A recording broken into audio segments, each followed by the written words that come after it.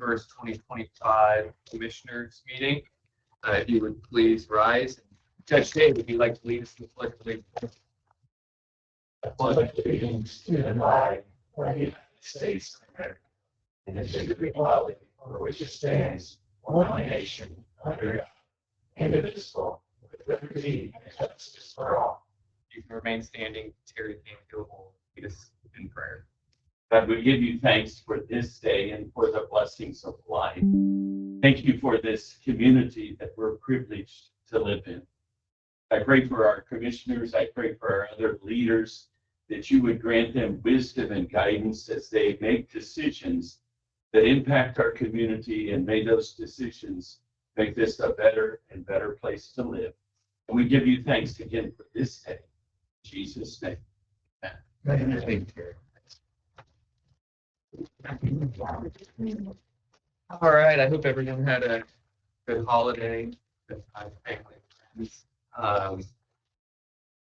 Let's go ahead and start with the review of the April 7th meeting minutes.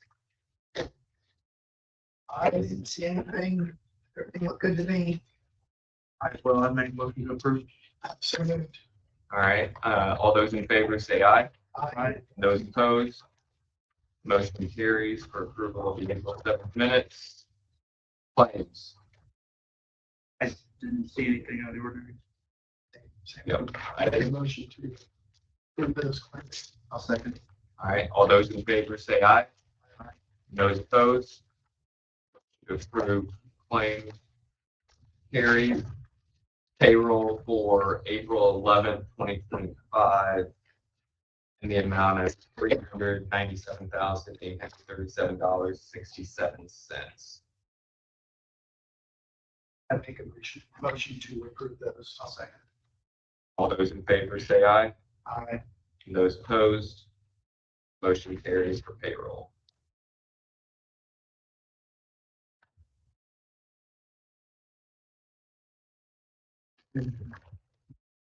All right. Todd Howe, Highway Department. Morning, gentlemen. Good morning. Here. Since we've last met, we continue to do the general maintenance of patching, mowing, signage, which seems to be a everyday event. Stop sign down or something's wrong. Bridge inspection's been in town for the whole month. We've got informed of 3 critical findings. Bridge 116, which is going out of Westport on 1100. Guardrail was detached from the beams. Once that's reported, we have 30 days or less to make the repair and report back to bridge inspection so they can send the documents to the state.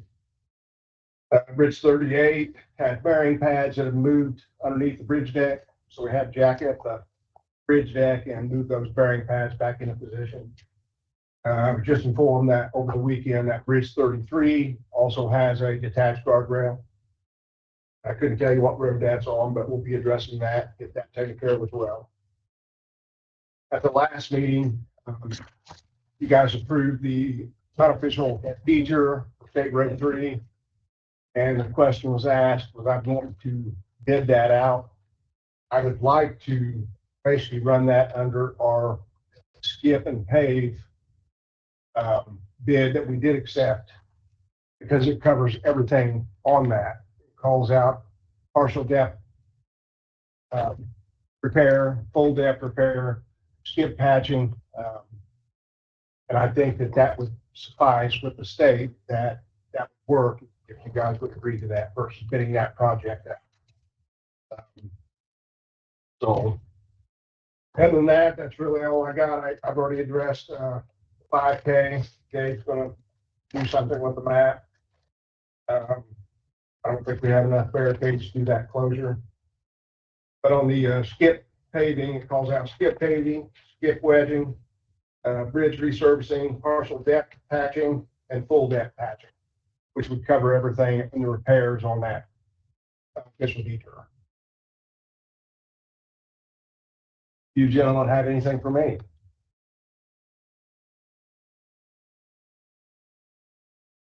I don't at this time. I like that. So as far as 116, is the intention just to reattach that guardrail? We had to, yeah, we've already done Oh, that. it's already fixed? Yes. Okay, cool. So Yeah. all right. There was three, I think there was three upright posts that were was wrecked there, detached from the bridge deck. So we ended up getting new posts, reattaching it to the beam, and sending pictures to NDOT as repairs made.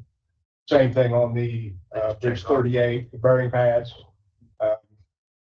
We moved them back into space because as traffic goes over that, that pad simply just moves. And so we jacked up the bridge deck and then moved those bearing pads back into position and had to take pictures of that to send to bridge inspection team, send to NDOT. And the integrity of those bridges, other than those issues, are fine. Yes. I don't have anything else for you, Todd. Okay. We're gonna do the, Yep, we'll do the CCMG that we had rolled over from our prior meeting. Chad, if you just want to supply us the information that you. Yeah, so after having time to really dig into the statutory schemes that this invoked, which were numerous, as well as several communications with NDOT, their local planner, director and assistant directors, they supported the notion, and I found support in statutes that the pre-qualification certificate of the low bidder is sufficient for local projects. The distinction it wouldn't have been as an NDOT project, but for local it is, so you guys are free to accept the low bid. Can you say what statute, which code that was? I didn't bring them all with me, but it was in Title 8, Title 36, Title 5, Title 4. It invoked about 4 or 5 different sections. And then, like I said, the communications with NDOT that supported what I believed I was looking at, lead me to believe that it is sufficient. So the pre-qual limit didn't apply to any of those, even though the local was over 300,000. The NDOT position and the statute supports is you must have a pre-qual certificate for these projects, but you are not necessarily limited by your amount to your bid on local projects.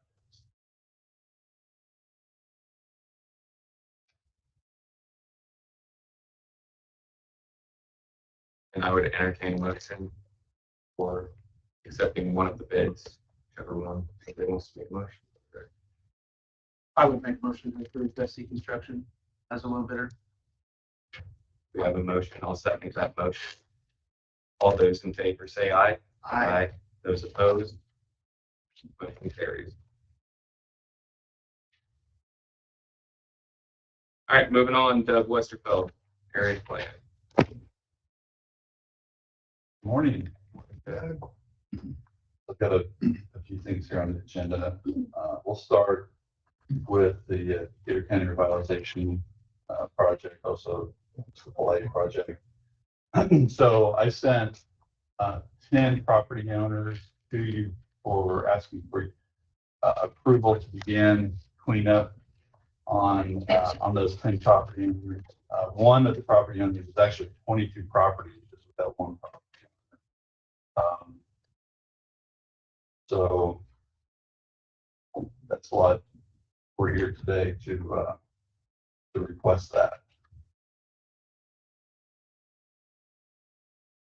letters have been sent out. We sent out initial letters, then we gave 30 days, and then we sent out a second letter. Um, In those, some of the property owners did contact me after the initial letters were sent out, and we did work through allowing them time to clean up, giving them a timeline. The ones that I sent, there was no communication back to our office. And many of these have been prior to my existence in this position. Long time. Long time. Yeah. When was the last time that you confirmed there was no movement attempting to rectify the issues that were cited? Some of these years. Yeah. I mean, out of the 10, I would say 8 of them that Kenny, prior to me being in the position, Kenny had been sending letters out for years. It probably goes back to 2022. But they've just kind of been pushed aside. So No action on Had you at any point here recently gone and confirmed that none of those issues were rectified? right. So basically, before we send the letter out, we go out and we take pictures, and then we send the letter out, and then after 30 days, then we go back out and take pictures again to see if there's been any change. And then at that point, if there's not been any change, then we send out the second letter, notifying that we'll be going in front of the commissioners to request to have the properties cleaned up. What if you've got the person here, it's one of those people? Oh, we can absolutely hear from you. Yep. Well, I did get a letter. I wasn't home until like 15 days after I got the letter. Can you just, sorry to interrupt you, can you just come on up and then just state your name so that when we're doing the minutes and everything? I didn't mean to interrupt you, but oh my God, that just concerns me. Absolutely. Sure, that's great. I did get a letter. Could you tell us your name? I'm sorry, Where- Brian Moore. Okay. I'm from Westport. Longtime relative. I was gone from Decatur County when I went to college. Been cities in Franklin. Taught in Paoli, taught South Decatur High School. I retired from teaching, bringing home $105 a day. Couldn't do it. Needless to say, my house needs a lot of work, and I don't have a lot of money to fix it. I've got a neighbor who's been at me for 20, well, it's been probably 30 years. And I just want to tell you that just a quick story how this started. I'm coming home from teaching, picking my mom up, taking her to the hospital for an appointment. I look out the back windows and get in a glass of water, and my neighbor is standing with somebody from the planning committee in my mom's backyard. I head around there, but he beelines it the other direction, and this guy goes on to tell me that, hey, you can't repair this without some kind of permit. I'm like, well, how am I supposed to know that I'm supposed to have a permit? And I said, what are you doing in my mom's backyard? And what it was a septic tank. The line going out and busted. I dug it up. I left at 4 o'clock in the morning, and I was coming back the next day after coaching, fix it. Well, there they were. Anyway, that's how long it's been going on, 30 years. I got, there's a million stories. I'll tell you one of them. Then I got the game warden showing. Just, he knows me. So I used to raise game wardens. We got a problem here. We got E. coli in the waterway. I'm like, yeah. Well, that's coming from your birds. I'm like, you've checked my birds out. You know my cages. There's no way that any kind of manure can run out. I said, they're built up. And he goes, well, how do you explain us in the waterway? And I said, do you really want to know? I said, I'm not the complainer here. I said, I hate to tell on you. I said, and I'm not going to tell you, but I'll walk you in my yard and you'll see the problem. So I walk in that back there and he goes, oh my gosh, it's a cesspool of raw sewage running out, out their yard. It was, and again, I didn't complain. I never called anybody. It was like 10 years later, it was fixed. But when it was me and my birds, I didn't make any more to explain to you. So then Once upon a time, I got a letter, and it wasn't from you. It was from Ben, no, I'm sorry, Kenny Buting with Kenny back signature on this paperwork also. Friend lost his parents. I took a bunch of stuff out of the barn and salt for him to help him. I had it in my driveway. It was a mess. Okay, it was a mess. I got a letter. I worked on it, and I have to say that Kenny Buting seemed to be legit. He came out and talked to me a couple times and saw that I was making progress, and I did make a huge amount of progress on this time. Anyway, he comes back out, totally satisfied. He says, "I'm going to call Kenny, talk to him." So did that, came back. We're good. This meeting here, okay, I had a letter saying I was going to have to go to a meeting like this. And he goes, "You don't have to worry about it." And I'm like, "Now, wait a minute. Are you going to say that? And then I'm going to get another letter in the mail saying, oh, you didn't do this or that."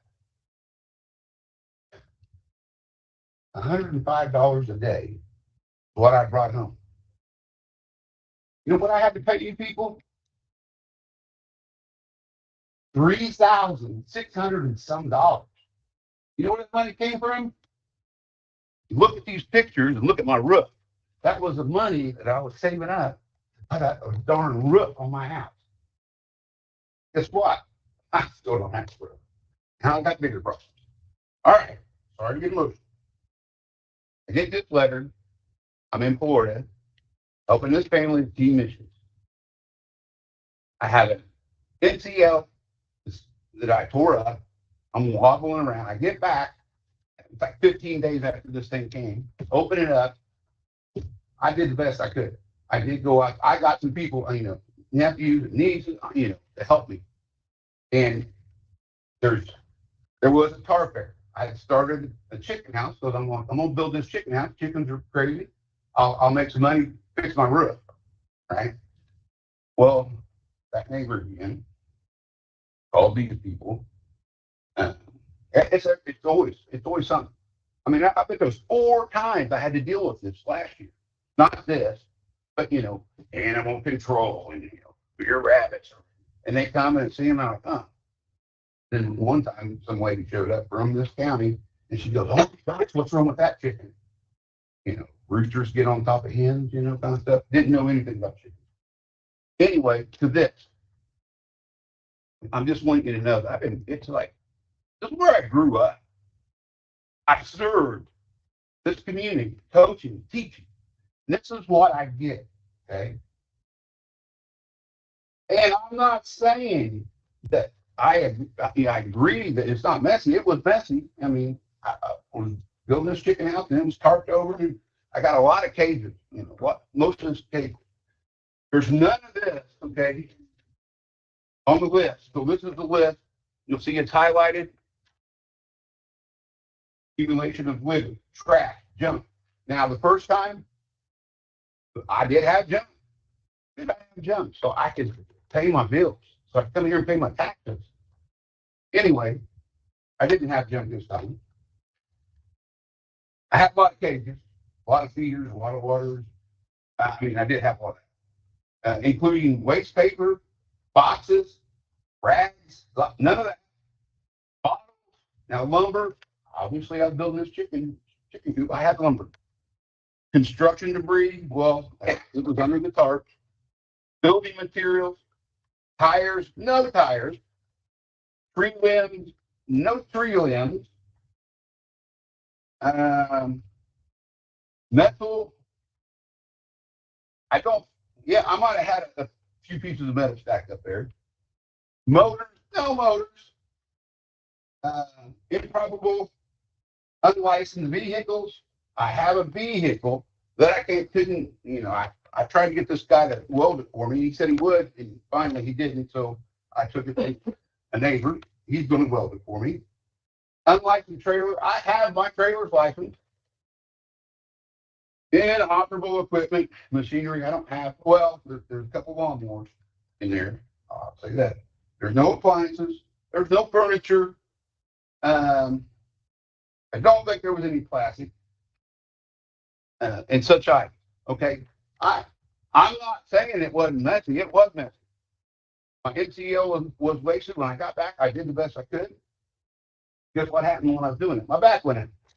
So I didn't get it all the way done. I took pictures as I left this morning. There's still the chicken coop. I sold it as it was. Because I got this letter. All right, for half of what I was going to sell it for. And I had a long, huge rabbit cage. I sold it. The guy, I couldn't help him with my back out. But he's coming tomorrow to pick it up. Besides that, you know, I'm going to put some cages of chickens in my yard. I'm going to put some rabbits in my yard. You know, most of them are going to be around back. But I don't understand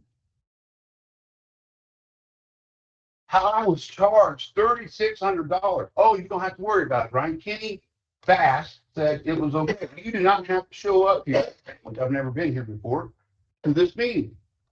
And I get a bill. You know what they did? They stuck on my taxes. So I could either get foreclosed on my house for $3,600 or $3,800, whatever it was, or take the money that I had for my roof. You can come take pictures of my house. It's not, I mean, it's not, I cleaned the driveway out. There is a trailer. It's going to sit in my driveway. There's an enclosed trailer at the back, and there's a little trailer, 5x8. I use it, you know, if not weekly, bi-weekly. It has a license plate, and it is up to date. Can I see the paperwork? And I'm sorry, Randy, but I hope you understand that I have lived here all my life.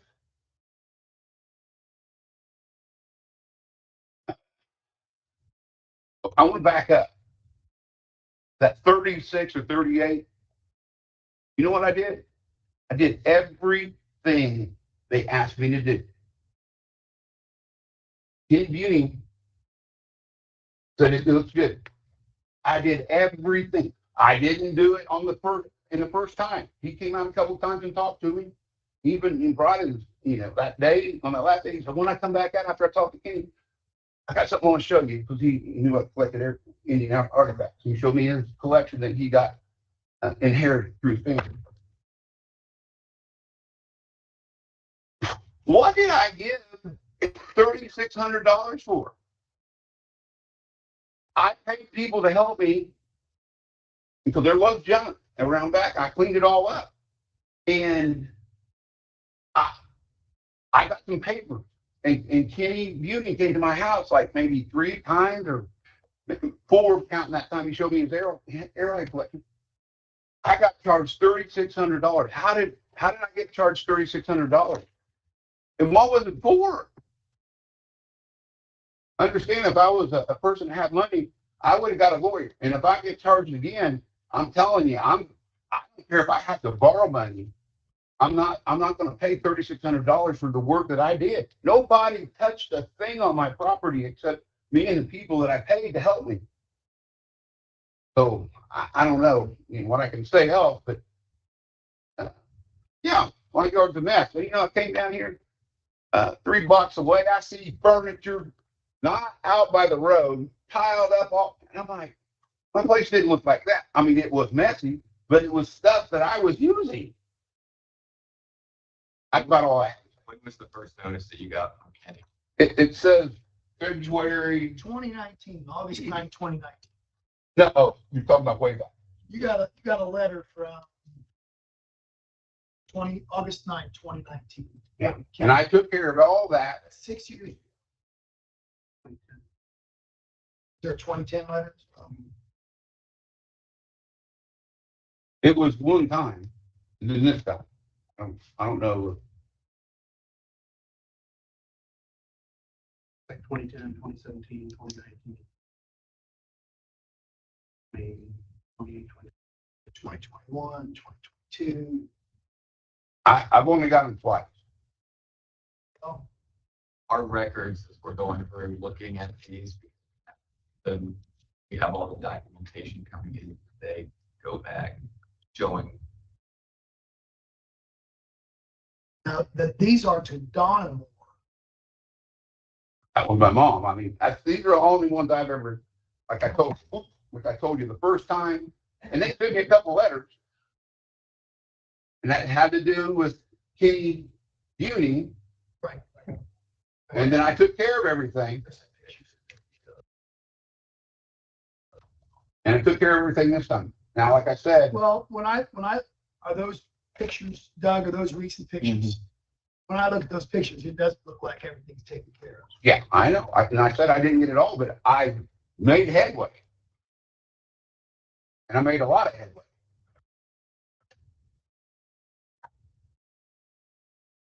And I can show you the pictures I took as I left.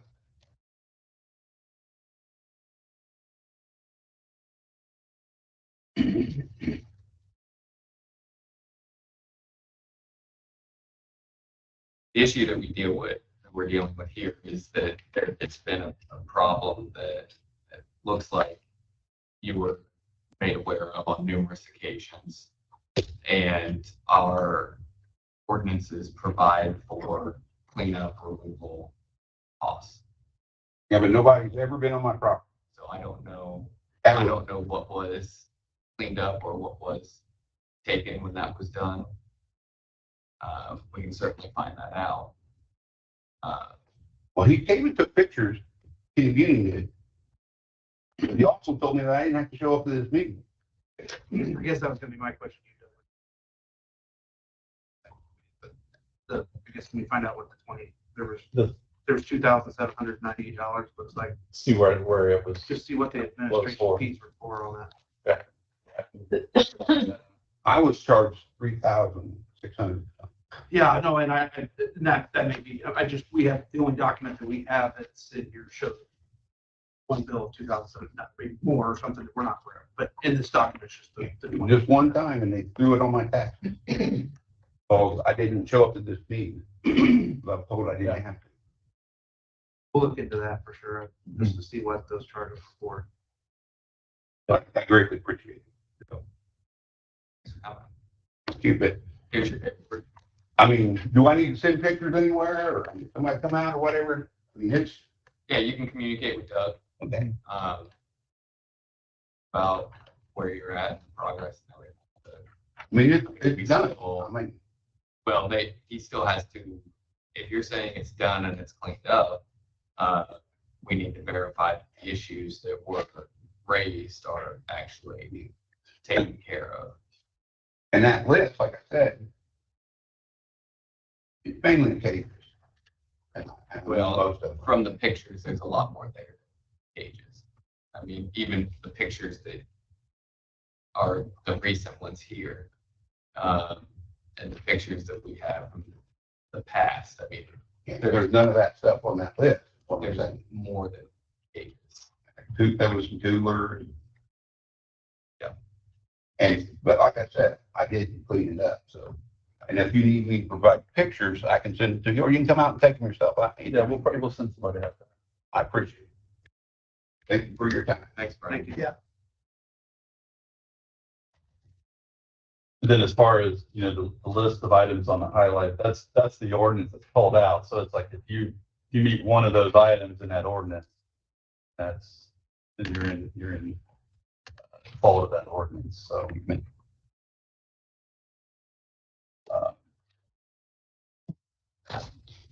So yeah, I think we just need to go forward with the remaining ones. We can confirm on where the property's at with Mr. Moore.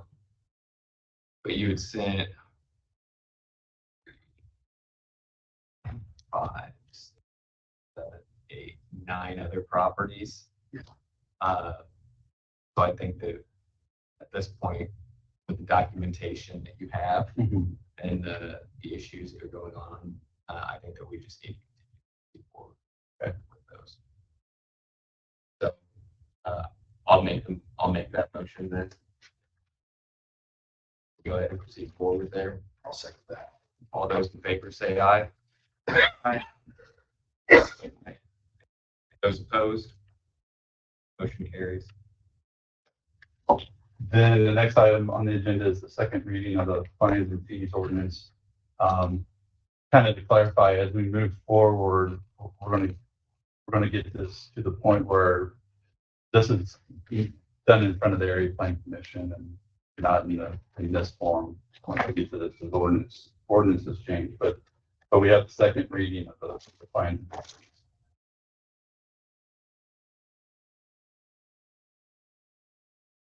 There was no changes on that. No. I didn't see anything different. I would make a motion to move on the second reading. Second. All those in favor say aye. Aye. Those opposed? Looks like the motion carries. It looks like this was brought before the APC board. They approved as well. Yeah. So that's the amended, that's amended survey. Oh, I'm sorry. Yeah. Yeah. Looking at the wrong.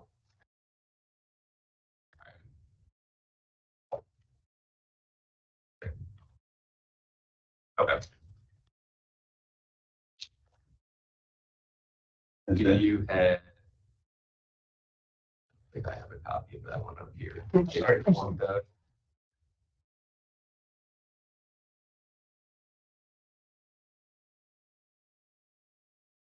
And then the third item is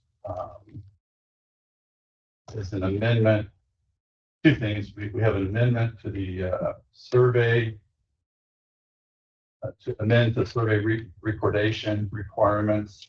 This project has been going on, it's my understanding, for about a year, to basically clarify the requirements to record a survey.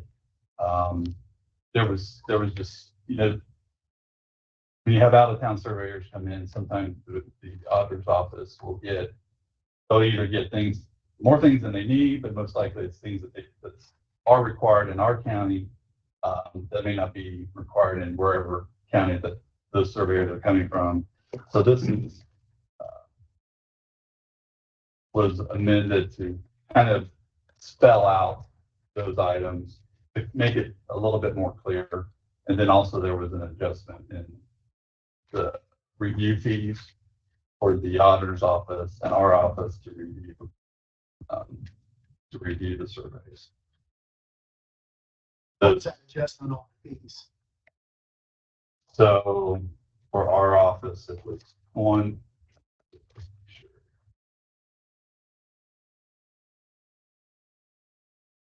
$60 per survey. Is that in section 12?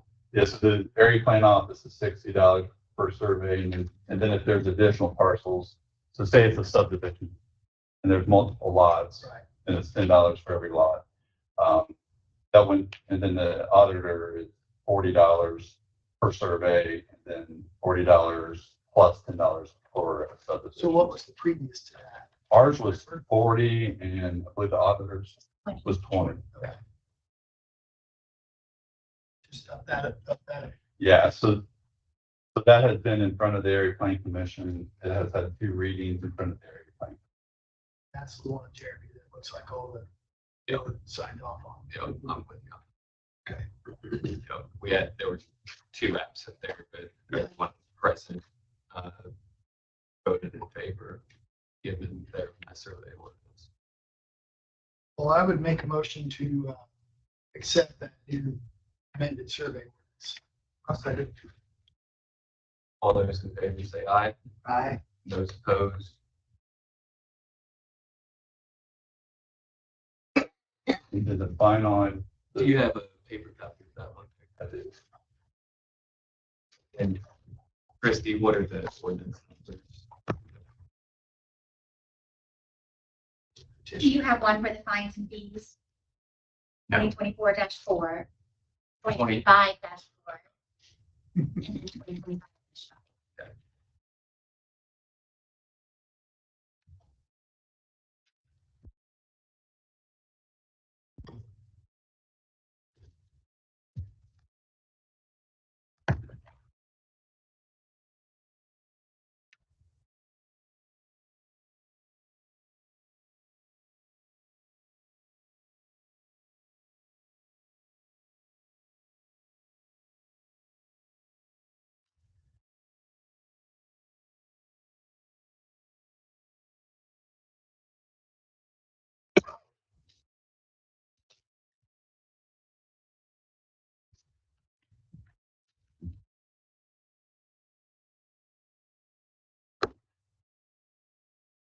And then the final item, the repeal of two of the on section 940 3 BC. So on the surveys, when somebody comes in front of the area plan, there was a requirement that the septic be drawn out on the survey. Through the process, when somebody comes in front of the area plan, you know, that they're getting the property rezoned, then they have that property surveyed. So they'll have an idea, you know, the Board of Health will go out and they'll get an idea of where the septic will be. But a lot of times that changes as construction occurs, you know, that can change. So the tech review team and Andy, the county surveyor, felt like this is more of a Board of Health requirement instead of an area plan or a county or a survey requirement. So we're requesting to have those two sections repealed so that that's not required in surveys. So section 9. That's on read. Article 9, section 940, 3B. 3B and 3C.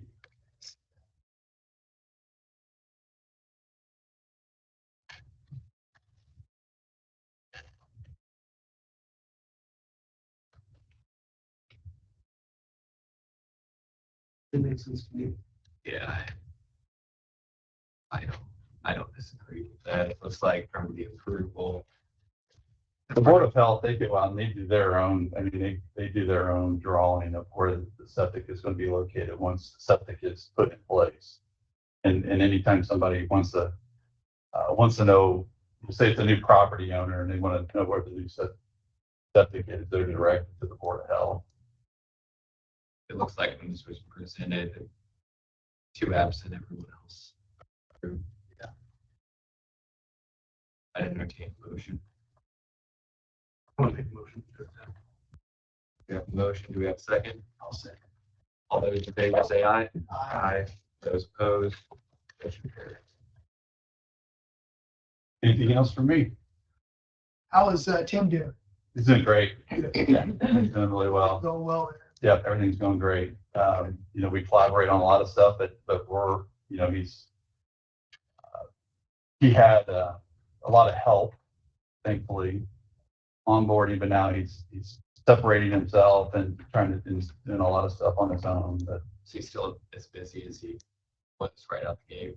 not as busy, but it's really going to start ramping up in the next couple of weeks. Are some of the more detailed oriented aspects of this job starting to become commonplace for a lot of the contractors? in the county? Yeah, yes. The word is out. So we get people coming in and they're saying, we heard things have changed. So we want to know what we have, you know, not necessarily what the rules are, but what is Tim going to be looking for? So, which is good. So the communication's out there and so yeah, Tim, you know, if he had $1 for every time somebody told him I didn't have to used to do this, he probably would already accumulated his salary at this point. But no, everything's going good. Thanks, Doug. Thank you. Sheriff Bill Meyer. Good morning. Morning. Item number 1, it's time to renew our contract with Spillman, which is our records management system. We've been with Spillman for approximately 10 years now. And I emailed you a copy of it. You can see it's quite lengthy. I'm sure you enjoyed reading it. We split the cost on this 3 ways. Sheriff's Department pays 36%, dispatch pays 36%, and then police department pays 22%. We split that evenly. This is going to be for the 911. That wasn't very It's based on usage. I've argued basically, that's based on it, because we have you have more usage. We have different. Right.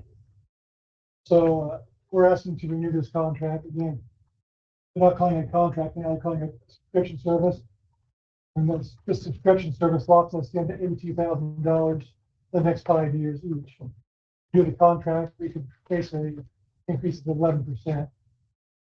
It just makes sense in our opinion to go with the subscription service. We knew that 82,000 for the next 5 years. What was the prior fee of subscription or, you know, was there an increase, I'm assuming?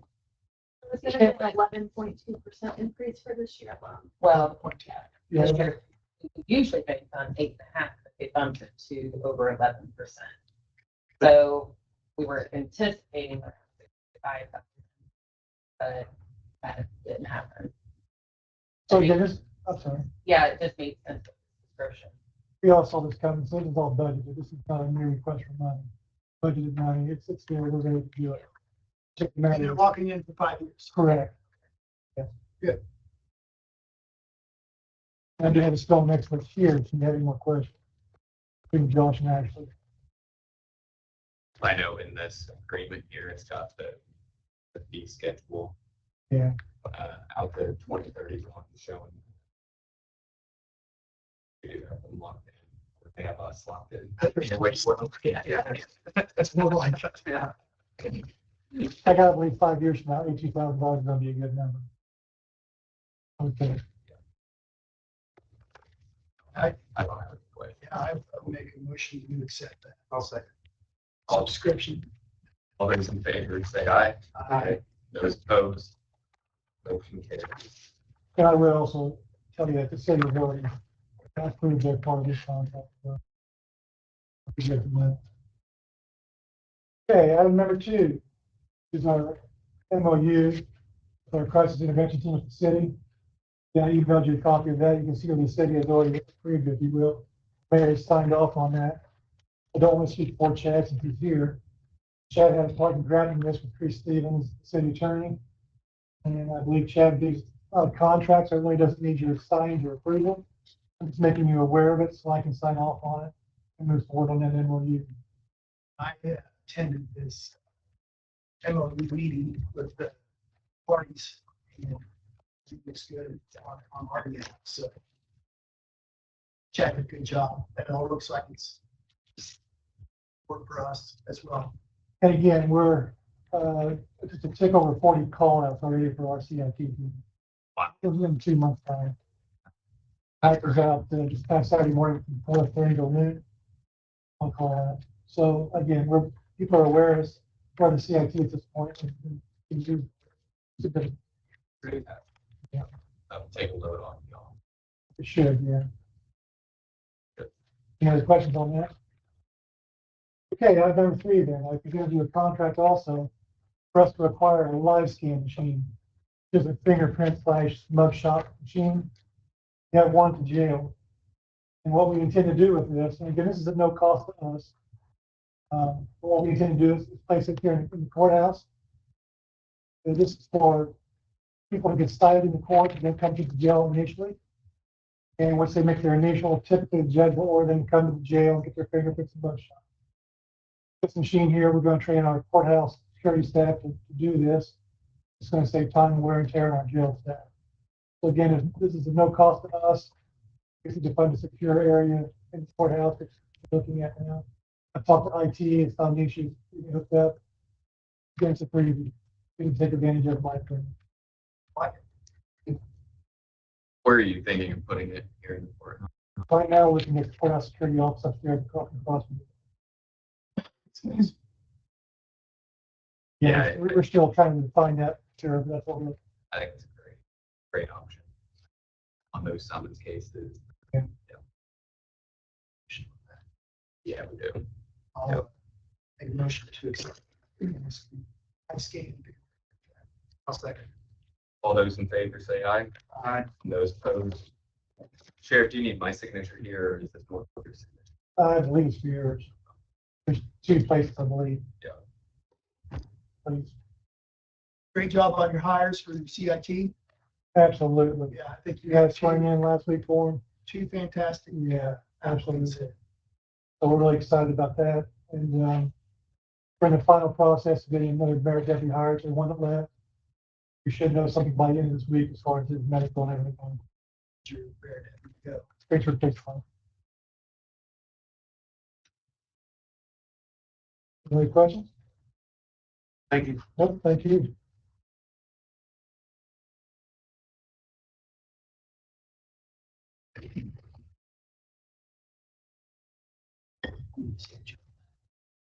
Yeah, that's just one.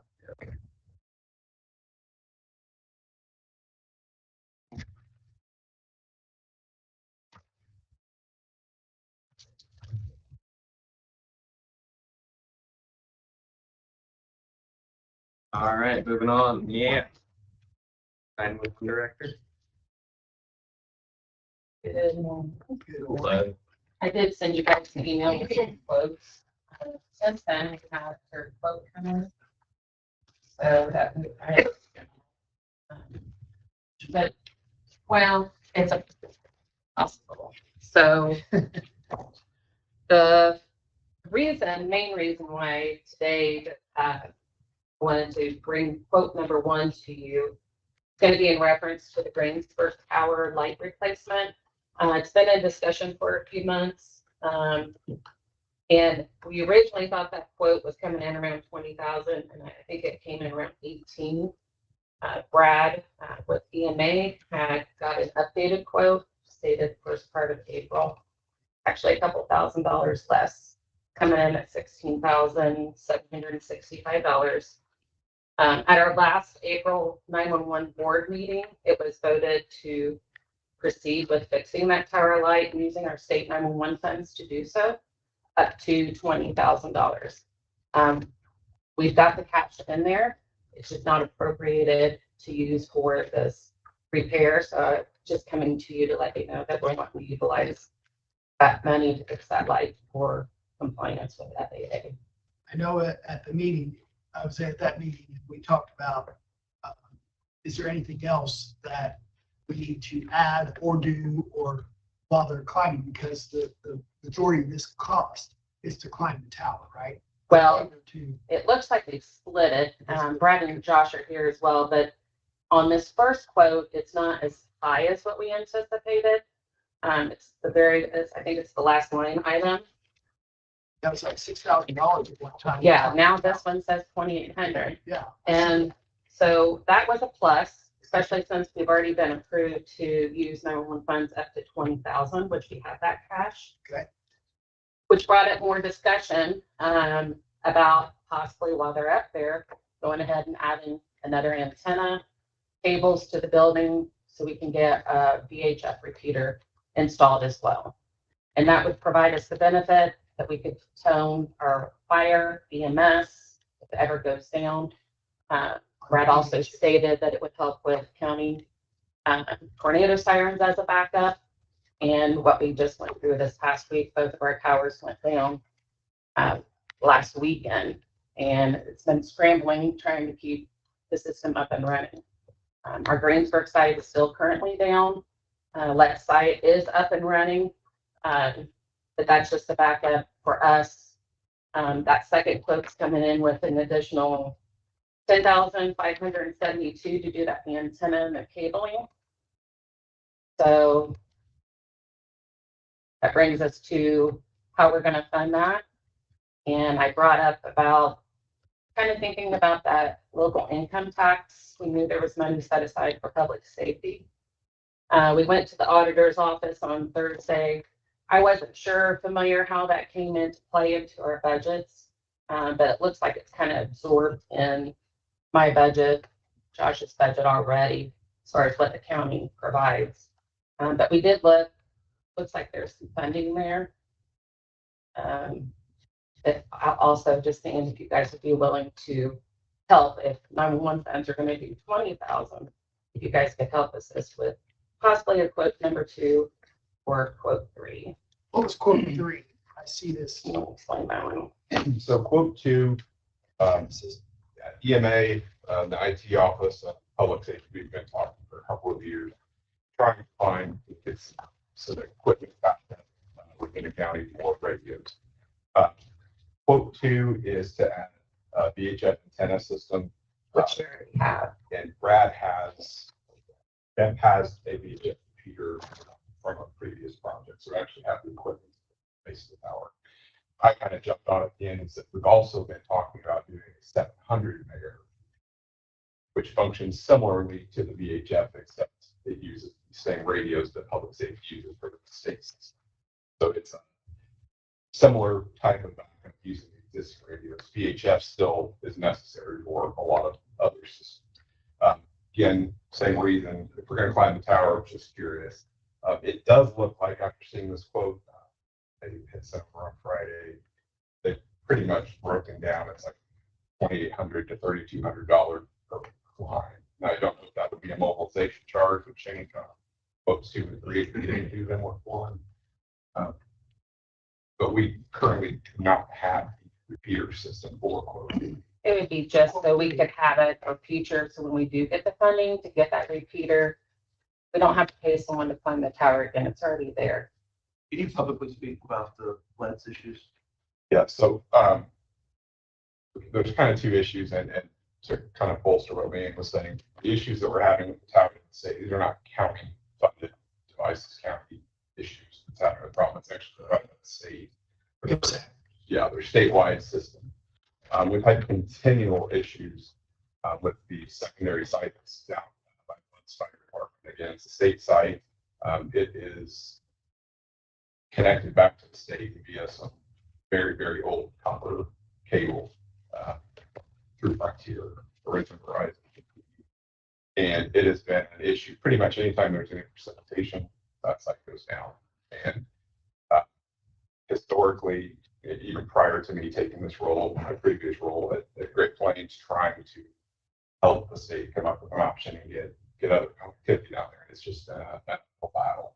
They're very set in their ways of using vendor X that contracts with vendor Y, and it's just how they do it. So in this process, we've always had kind of a backup plan of what we try to do and make work when that site goes into trunking.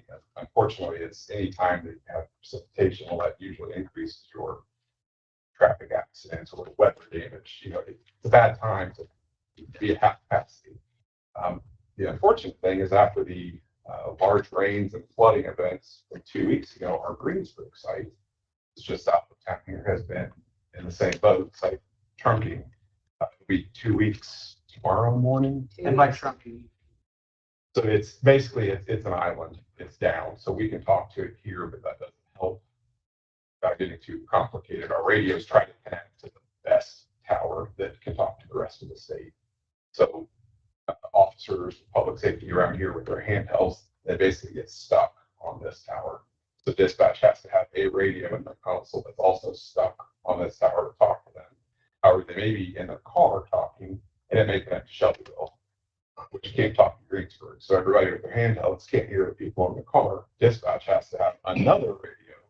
And think of that when I say 2 radios, 2 for fire, 2 for police, 2 for sheriff, X, Y, Z for monitoring jail talking. It causes more issues. And thankfully, we've not had a major event, but at the same time, it has been cumbersome. I mean, it's been a big issue.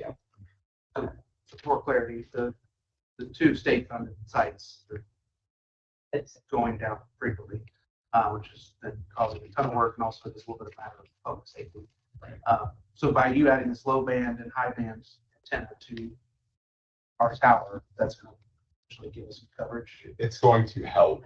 We currently have, again, quote 3, like I said, just an antenna system for an additional 7 megahertz repeater, which we don't have at that site. We do have one in Westport, or excuse me, in Letts. And then EMA does have one in their bus that's, mobile, but it's not going to give us the coverage of having it on a tower. And a little background on that, there is a repeater down at Letts, and it is hooked up and we've tested it, Josh. That was in the original tower built that TIF built that tower, and then the state took it. The advantage of that is we've tested having a repeater here at our Greensburg site. We can cover the county on our own channel and not be a part of the state. If the state is down, we still got megahertz communication. That was the plan. The big benefit too is adding the 700 in addition to the VHF. Like I said, all of our radios we currently use for the state system, same. And so we created, and we actually used their clips as a good timing test for this. we reprogrammed all of the radios so everyone can flip back one bank.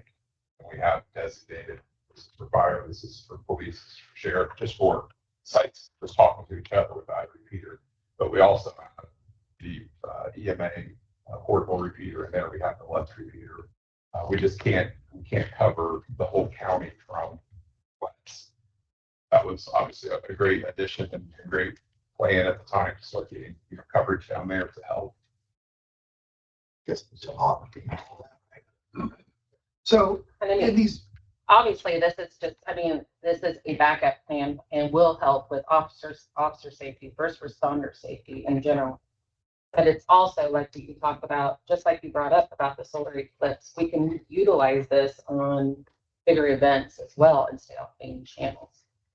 these quotes with the $3,200 when it says installation utensils, is that, would that be, is that a climbing fee? Yeah, So, I believe that's their climb and their, just kind of their labor. so would that be reduced? Are we assuming that because they're already climbing it and doing it? So the original was 6,000, but by them spreading it across the three and then adding the labor to do the physical installation, I think it's where they're coming out. I think Yeah, that's but you thought too? Okay. Okay, I thought. You're still gonna pay $6,000, Yeah. whether it's spread across three quotes or one. yeah, that was kind of our. Guys, we put on- Yeah, that's what I'm. Because we looked at it and we're like, oh, this one is wrong. Yeah. We added this one and it was out. Yeah, and I think part of it too is it's, even if it's, one mobilization that still, again, not everybody just watching them do it a lot. There's some things they'll be able to do at the same time, but it's not like they're gonna be able to just climb one time and take everything with them. So whether they come 3 times, do it all in one day or across 2 days, or they come for 3 separate projects, the cost is still gonna be there. We just wanted to get a rough idea of what we were talking about. It is a lot of work. I mean, I experienced that as well. It's a lot of hoisting. They got to run the cables down the tower, fasten them. So the labor doesn't look really that long. And obviously, quote one is taken care of under those state 911 cash funds that are available. I just need to go to the council, mainly just let you guys know what I'm looking at doing because it was not appropriated. But the funds are there. Quote 1 and 2, if we just do the VHF repeater, and that comes in at $27,000. But to do all 3 is $40,290.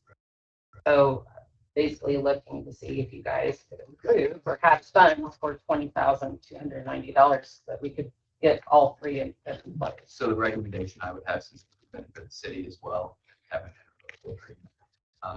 for communications, is see if you can get ready for it as well. I think we should work with the part of it. The only problem is we're needing to get that quote 1 done as soon as possible. We can. Yeah, you have quote 1 covered, so that's fine. So the point. But the point is- We'd have to pay 6,000 on. But I'm guessing they aren't going to be here to install, tomorrow. I mean, When's the next city council? It's the second Tuesday of the month. So a couple of weeks down the road. Yeah, I have, and I may be completely wrong here. The 911 funds for the first portion you're talking about, is that the already, What they approved up to 20,000 in the meeting. and that, well, exactly, is that your split funds already? Yes, they are already, well, no, they're the state. State funds, Just wanna it's make sure. technically already split, Because I yeah. deal with this next too when we go to split something. Well, already, half that money's already been split. Yeah, the state side 911 is already a split, because it's all.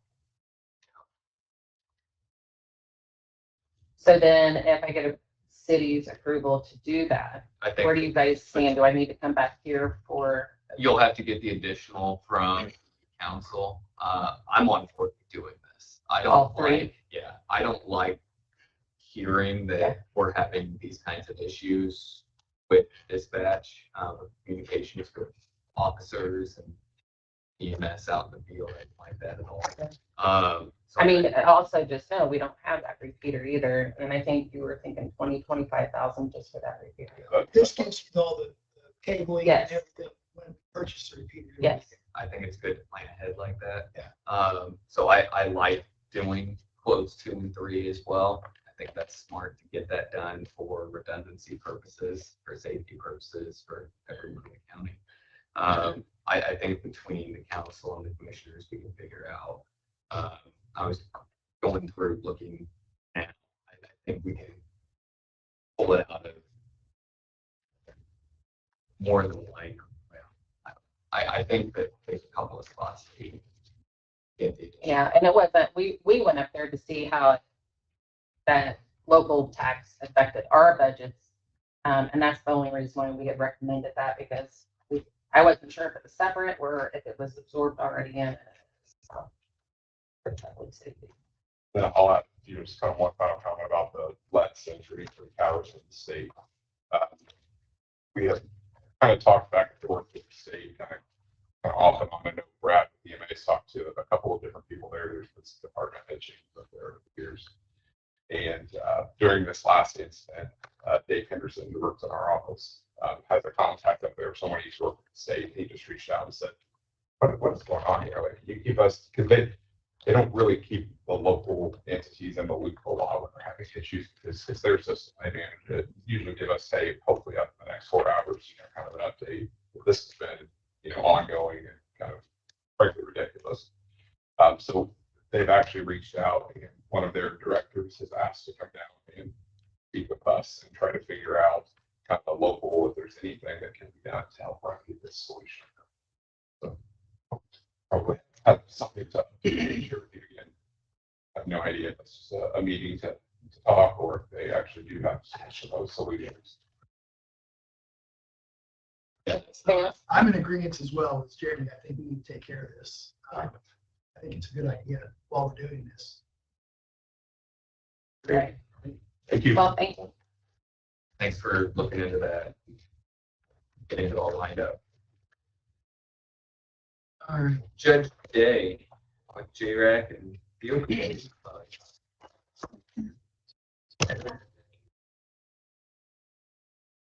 Okay, good morning.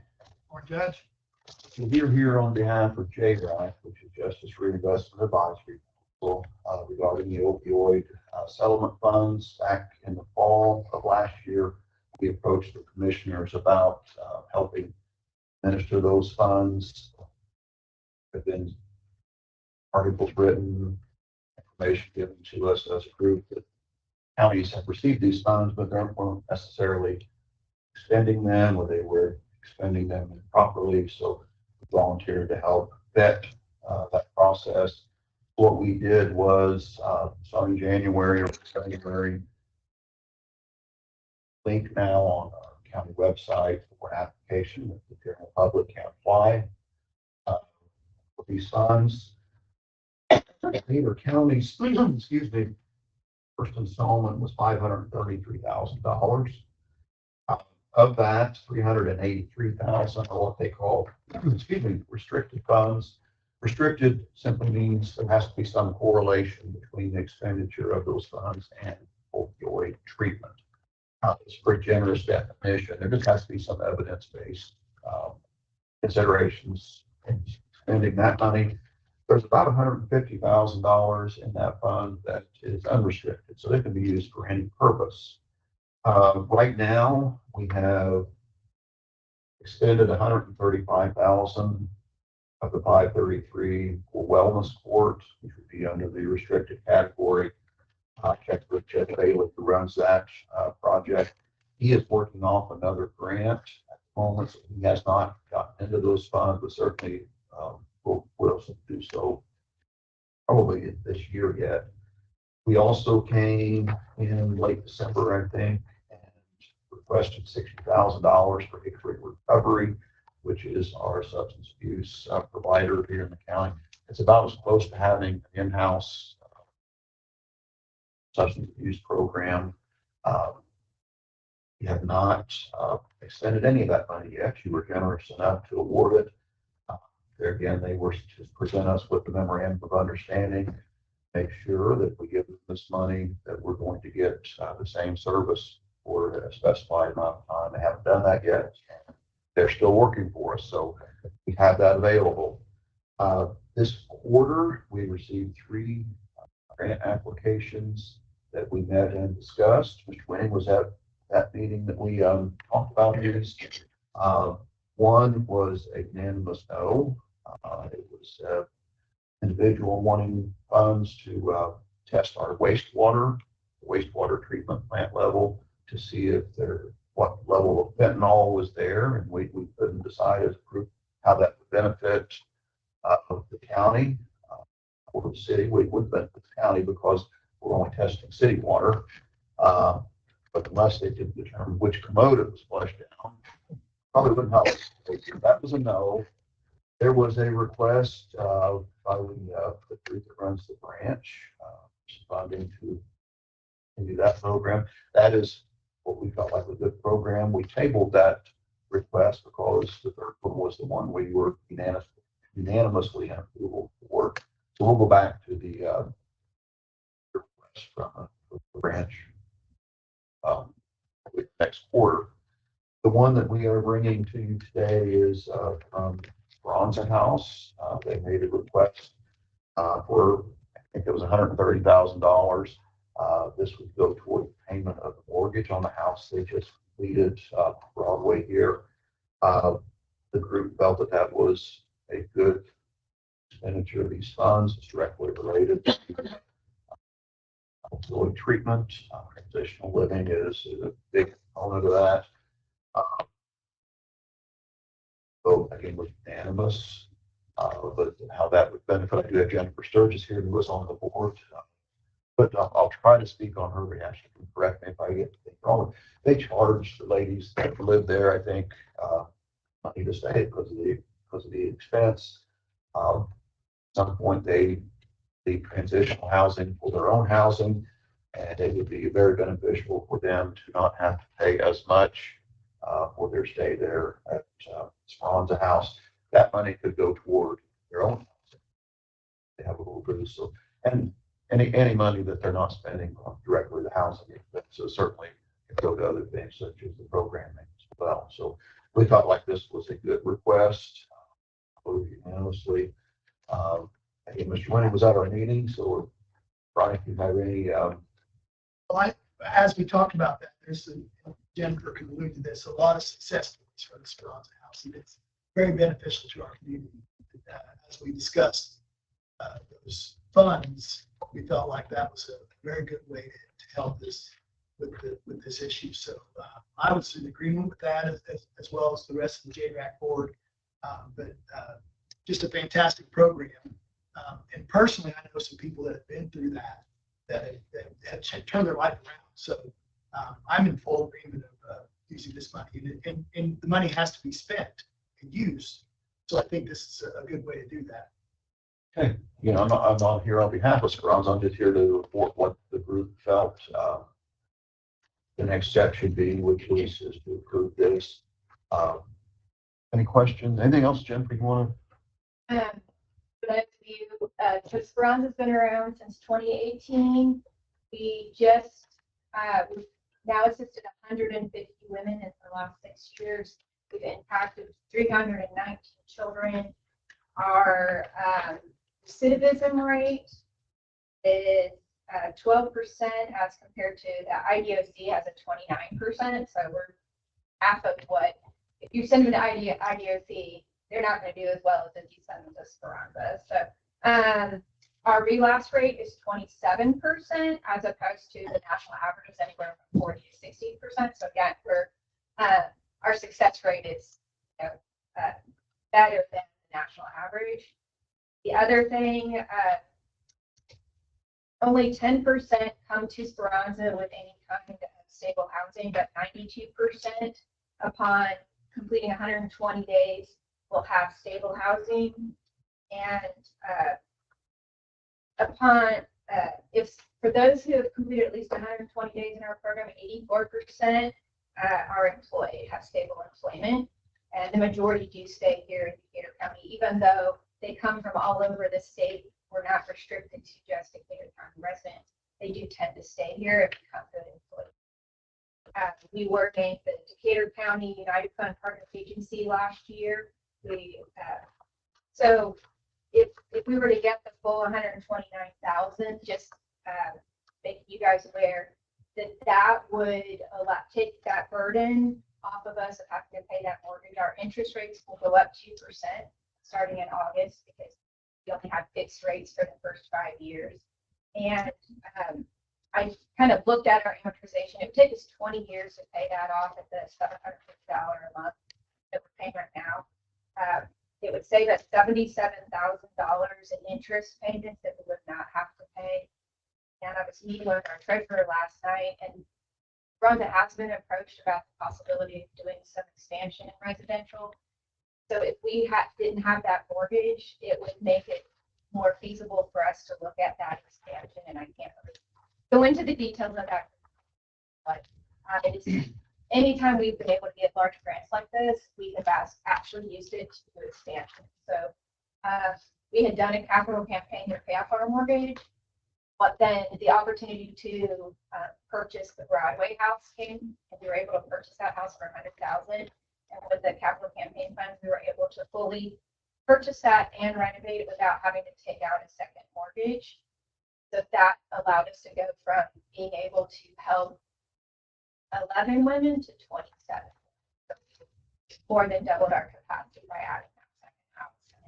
And potential possible third house would add anywhere from 6 to 15 more residential slots. So we are a good investment.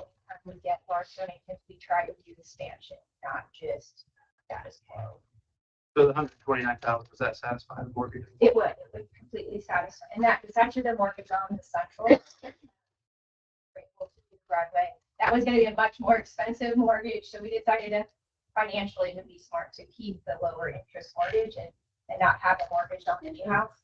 So it would allow us to pay off the central house mortgage. And you're a not-for-profit. Yes, you're a 501c3. Yes. I had more anecdotal information than the stats that she had, but in my day job, I've seen, I'm sure, several individuals who have come here after repeated trips to other facilities. They were kind of on the carousel. I haven't seen them in a while. So they have turned themselves around after coming down here. So it has worked. It's one of the, I think, few locations that it's actually, my job seen some success. And people do come from all over. Waiting for us. Yeah. We have a long waiting list as well, so people to kind of care about And we have 2 that are about to come in, so we will be at full capacity. We just opened Broadway. So we were able to fill it pretty quickly. I think it's good use of the funds, Joe. I would make a motion to entertain motion to move forward with the spending funds. Bronze House. Second. All those in favor say aye. Aye. Those opposed, motion carries. Okay, thank you very much. Jay. Thank you. We'll come back on a quarterly basis. Any critique on how we're doing this? Is that, I are you think comfortable with it? Yeah, absolutely. Yeah. Absolutely. I like having Jay Grant in charge of making these selections. You guys are the ones with fingers on the pulse. You're in the system. You understand it, so it just makes sense. One of the things we talked about is let's make sure we support what we already have. You just did. But also give the public an opportunity. There might be something out that we don't know about. So that public application process is hopefully work well. Thank you. Very good. Thanks. Thank you. All right, Veterans Services, Brett. Okay. Spotlight. Per your direction, reach out to the candidate that you were going to offer to. He did accept, has went through the process of all the pre-employment, and the other 2 candidates identified. So the formal announcement is for Ken Buckley, and Ken will be starting with us on May 19th. Very And contacted Ron Higgins, who is the district service rep. And Ron will be coming to help train Ken in his position. So that will be very helpful. That's great. I think Ken's going to be great.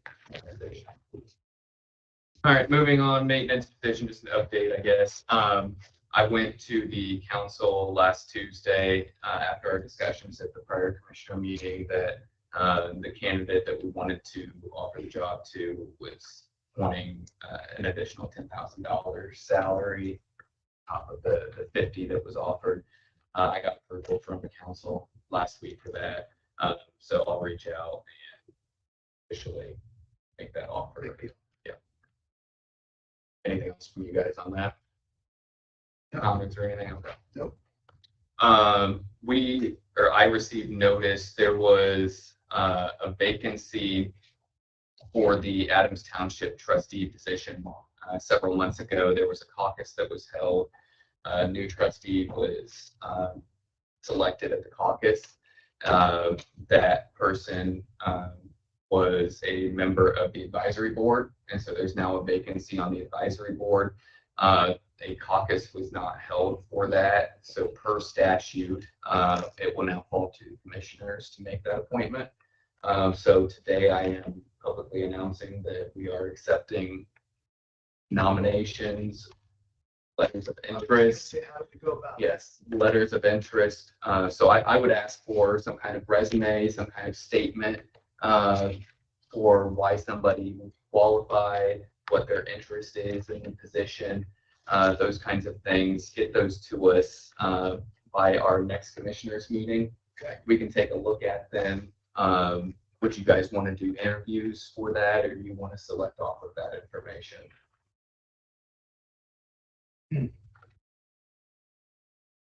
That's a good question. Because so the caucus, they get, I think, 3 minutes to talk, They do get through. and the decision is made off of that. So this can be a much more formal and in-depth process. There isn't anything that I've seen. Well, the only thing I would caution against holding interviews is the statute does put kind of a time burden on you guys. I don't think you have time to bring interviews, go through the process. I think it is more of a, anybody that has interest is invited to the next meeting and have 3 minutes to speak.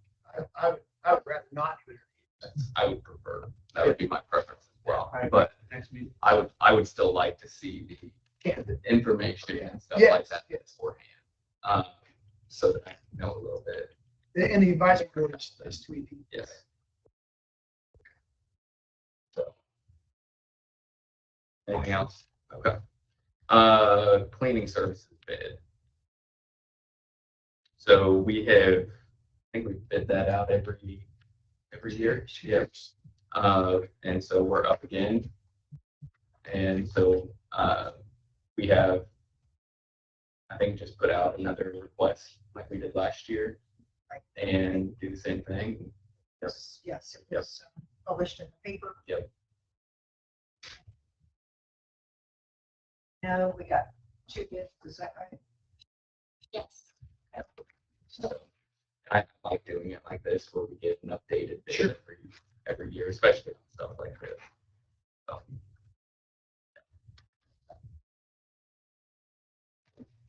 But do we accept those bids? Sorry, we didn't. Yeah, do that right now. I would have to. I can move on while she's doing that to, Ally, do you want to do the request for use facilities? Main Street? There. I sent over a copy of our use of facility request form, a letter, a little bit about the background of our market, and a copy of our COI. We're going to take up about the same square footage that we did last year. We're trying to keep it limited with the continuation of the streetscape project happening for Washington this year. Even though it's not on Franklin, all of that parking still has to shift somewhere. So we're going to try to keep it small and condensed. We're still continuing with the limitation in vendor types. That kept our vendor numbers kind of down last year. We made limitations on like big good vendors, meat vendors, so that our market's not oversaturated, but also so we're not taking on too many. You guys have any questions about the farmer's market this year? And I already talked to Joanne Cunningham about Strawberry Festival Day. Our plan for that, that's our question every year. That's the only one. Yeah. I haven't seen any issues. You know, we work together really well. We've already started our joint marketing for that project. Yeah, I haven't seen the issues in the Yeah. last couple of years. It's been good. Yep. So, no, I think it's a great thing. Love the farmer's market. So, I'll make a motion to go ahead and approve the requested use of facilities with insurance. All right, all those in favor say aye. Those opposed, motion carried. While I'm here, can I have a few more minutes of your time? Sure. So Indiana Main Street, which is our state coordinating program, is nestled under OCRA, the Office of Community and Rural Affairs, under the Lieutenant Governor. Everyone's seeing budget reductions. Indiana Main Street doesn't have their own line item in OCRA's budget, and they're looking at a $500,000 budget flush there, which would effectively eliminate our state program. We don't receive monetary support at the local level from Indiana Main Street. However, we do receive a lot of technical assistance and continue education for myself and for my board members that are great resources to help us with business recruitment, technical assistance, small business support right here in downtown Greensburg. So I will be reaching out to all three of you about how you may support us in maintaining the Indiana Main Street program. Thank you. Thank you. Thanks. All right, we have the bids here. We have two separate bids. One is from Beyond the Surface Cleaning LLC.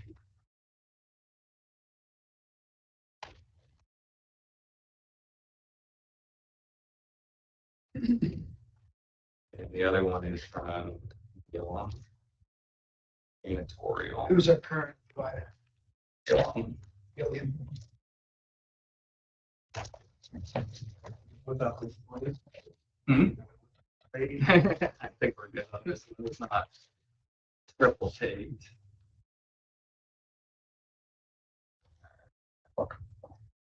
So I'll get this lined up here.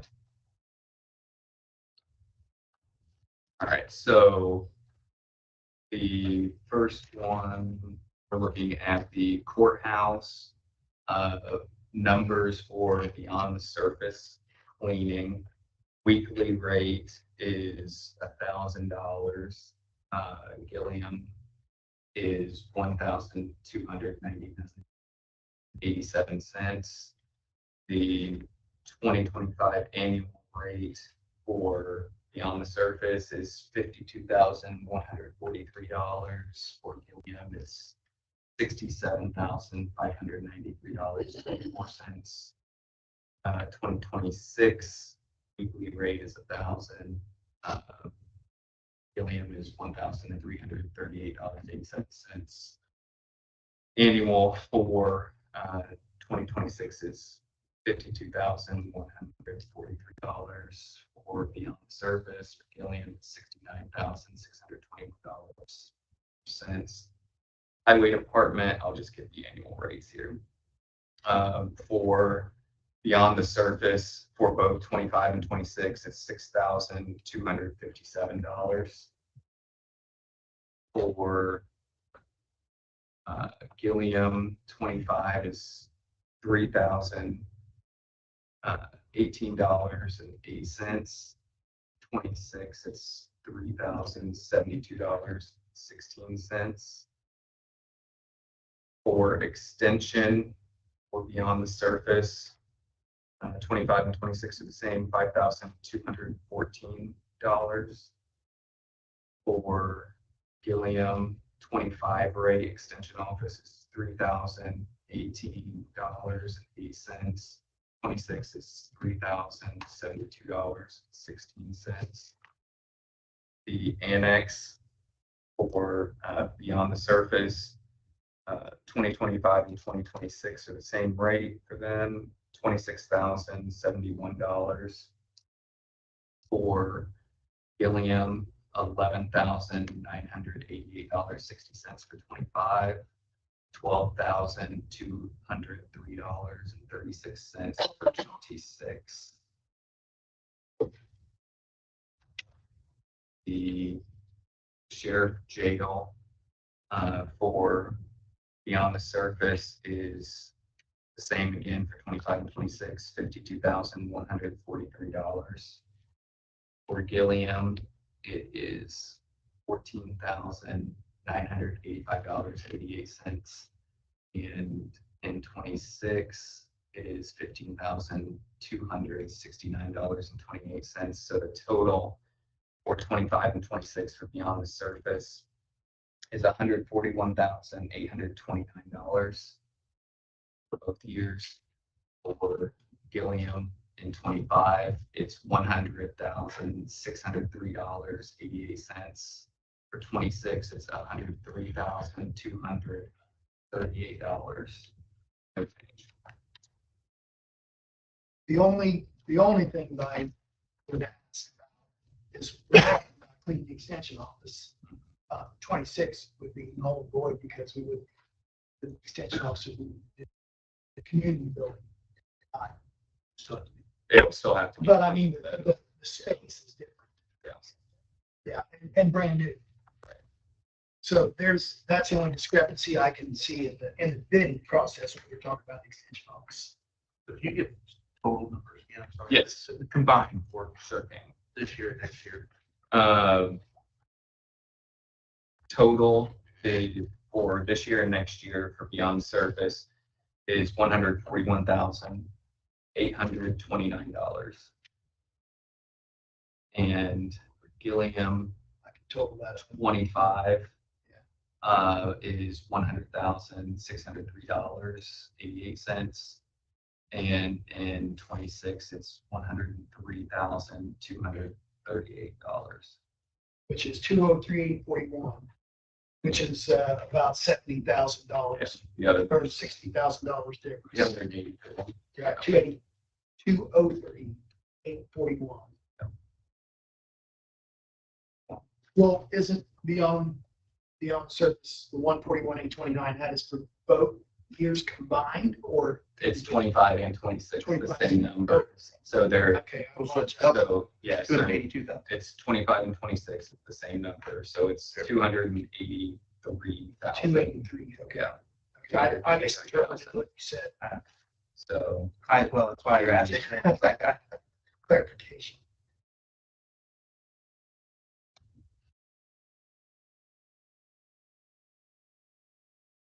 So it actually puts Gilliam about $80,000. yes. I'm a little confused how Gilliam is cheaper. What's the product been like? What are the services that we've received? Had any issues? Overall good. I mean, like anything, there'll be issues at different locations at different times, but when they're called and identified, they do address it. I think the positive is when they do have staff that is off, the owners come in themselves and take care of the cleaning. So we haven't had a gap in services. There hasn't been not a ton of complaints or just normal I mean, there's going to be mismanagement. sometimes it varies by location. Probably more so at the annex in the past, but I think they have been addressed. Yeah. They've addressed everything we brought up. I know there were some discussions, 911. They haven't been, I think they were released from coming in to dispatch since last summer, maybe. We've been doing all of our cleaning. We would love to have somebody back in that would do some cleaning and put on things, trash. Patty said that was included in there. Yeah.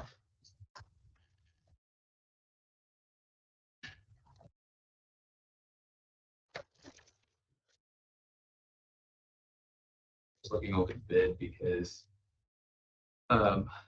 we didn't have anything as far as insurance from Gilliam, the certificate, but that's not part of the bid, so looks like everything.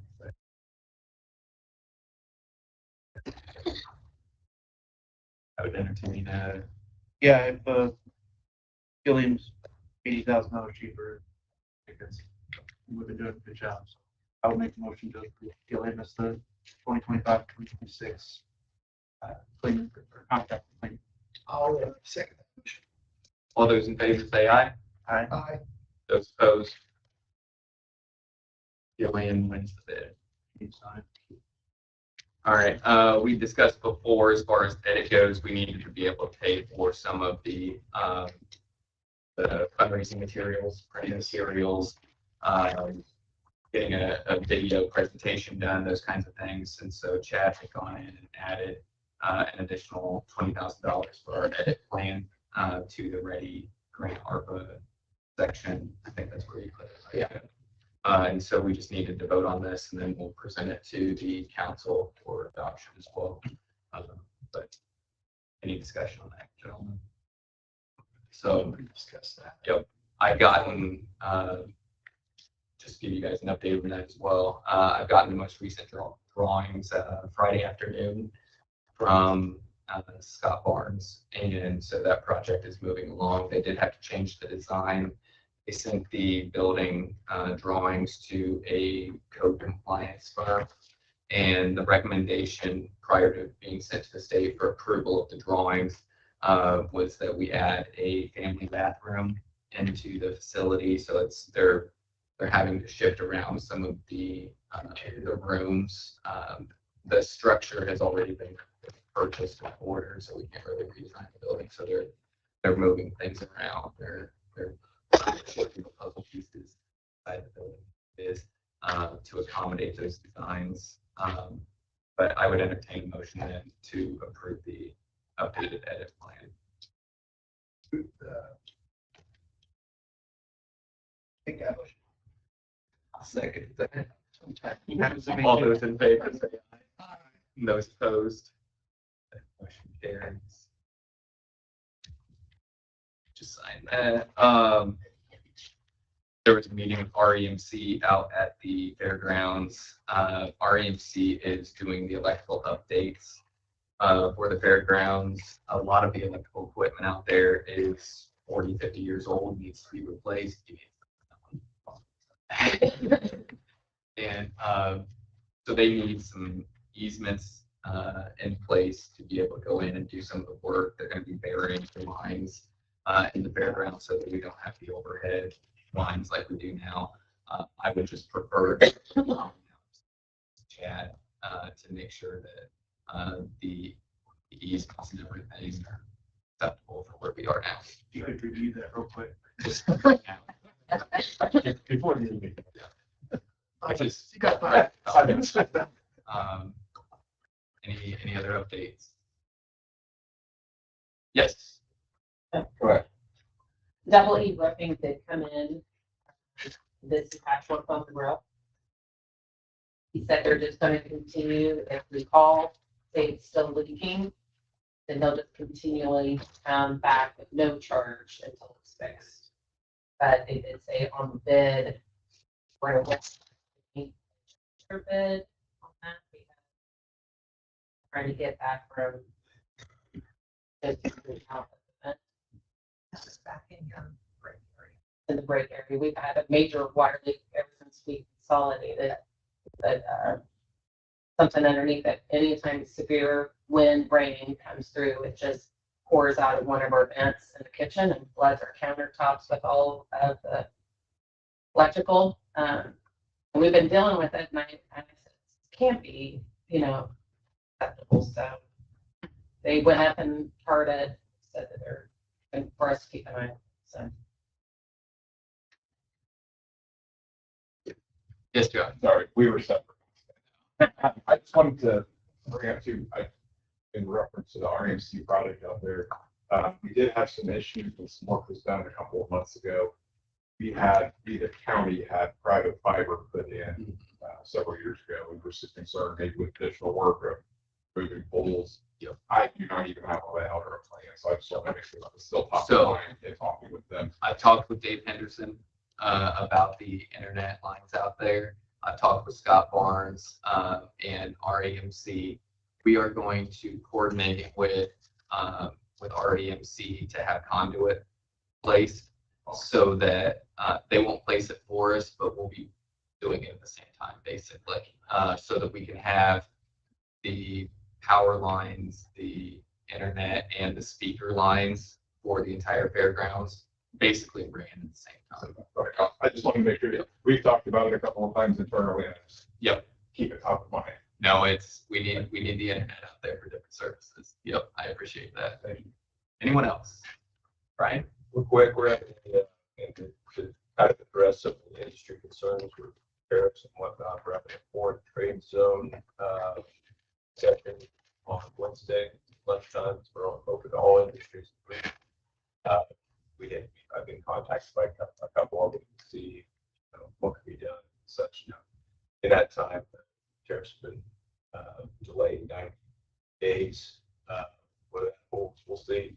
But regardless, we're going to have the director of the end zone. We are in a foreign trade zone, which offers some sort of relief there. It can, I should say, certain instances. So it would be a good thing for not only large industries, but even smaller manufacturing industries to attend. Just the information completely free at the city hall at noon on Wednesday the 23rd.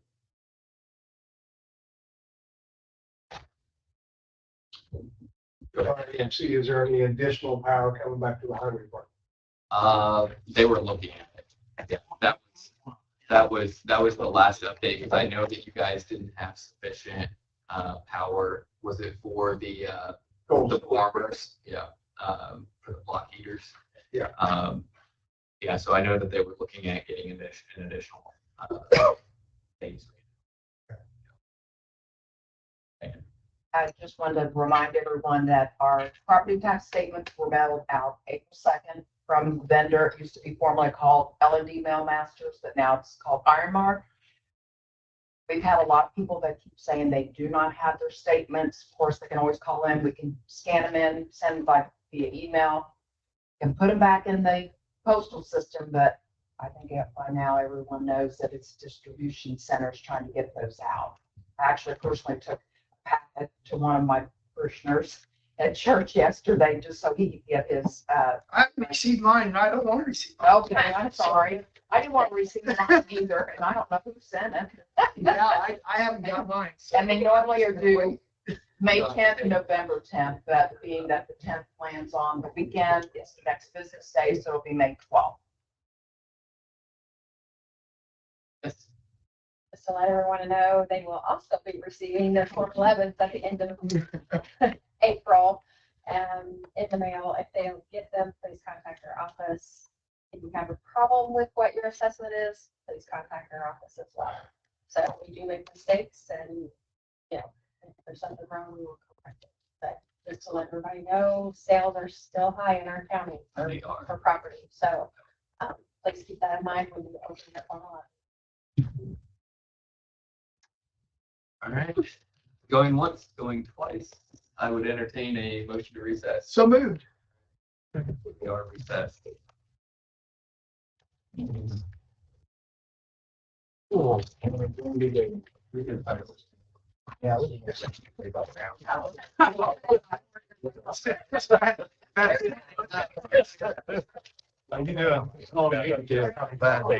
Oh.